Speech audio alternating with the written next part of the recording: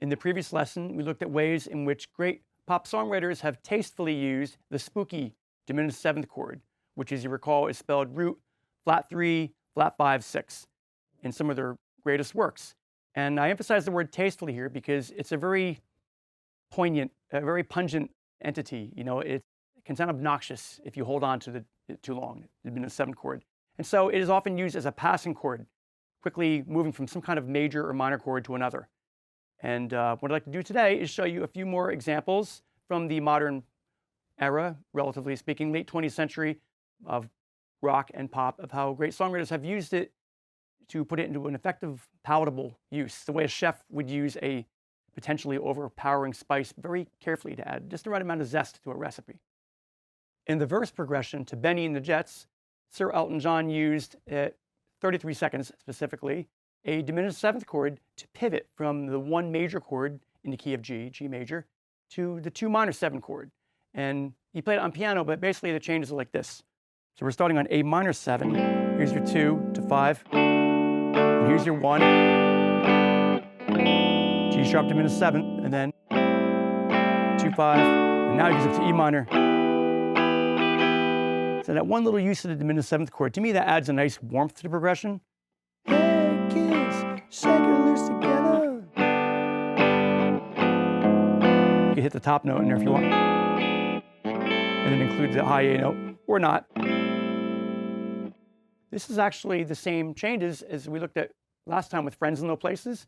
Remember, that was a whole step higher in key of A, but you're moving from, again, from the 1 chord, sharp 1 diminished 7th, to 2 minor 7. So that's a very common use.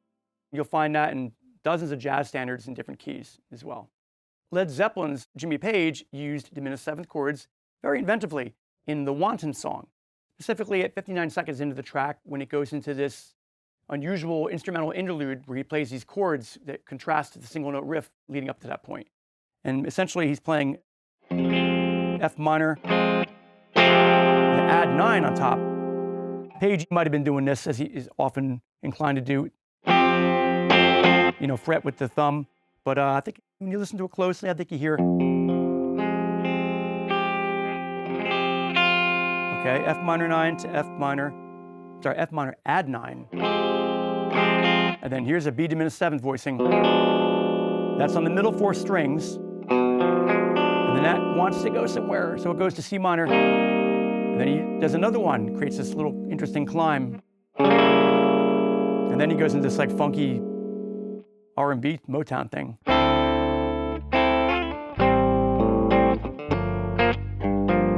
The chords are D minor 9 to 3, A minor 7. I'm including the open strings because normally the bass, John Paul Jones played on the bass.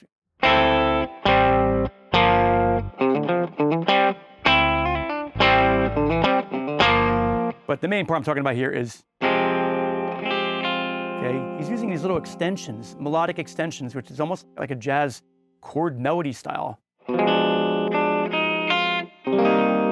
That's interesting. It makes it more natural sounding to go from, and then again he goes.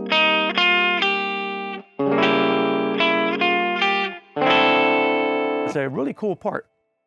Page also used a diminished seventh chord very tastefully in 10 Years Gone with a cleaner guitar tone.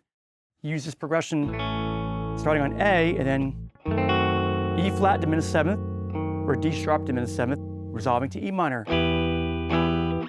D major 7, C major 7. Beautiful part. You use it sparingly, like a spice, right? What's interesting about that is while he's doing that, bassist John Paul Jones goes.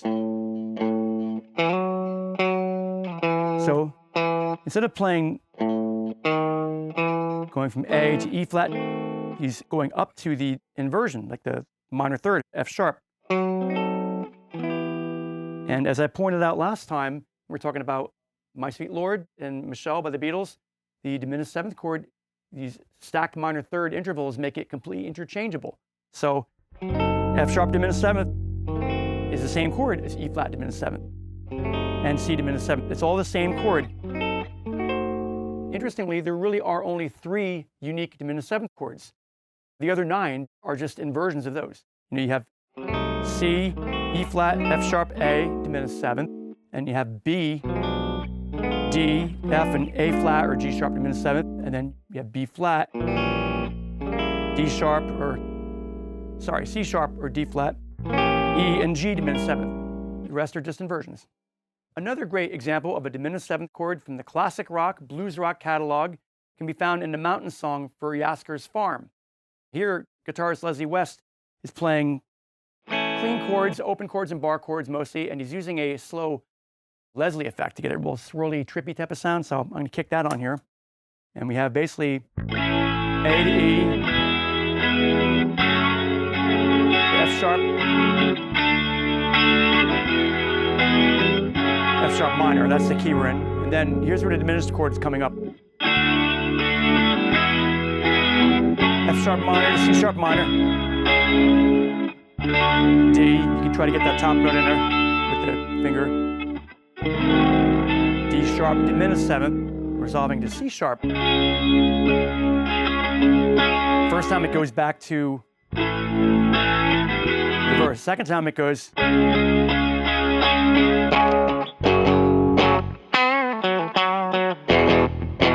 It goes to the chorus, which is in F sharp minor, so that C sharp becomes the 5 chord.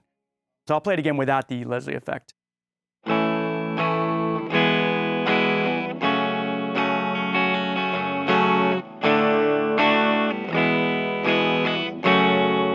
Chords that live in the key of F sharp minor or A major, then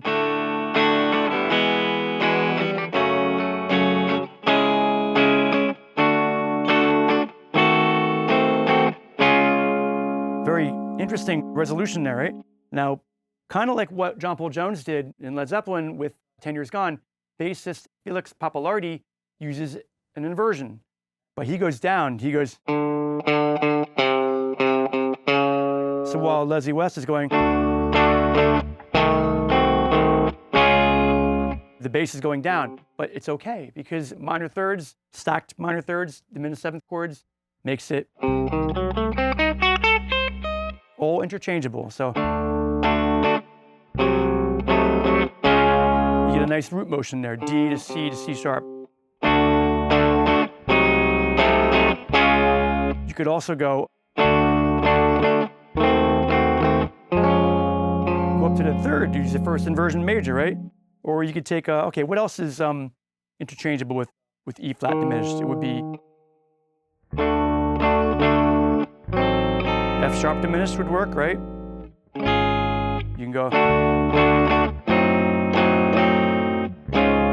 That's interesting.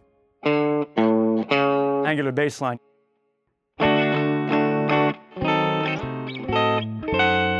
Resolving to C sharp.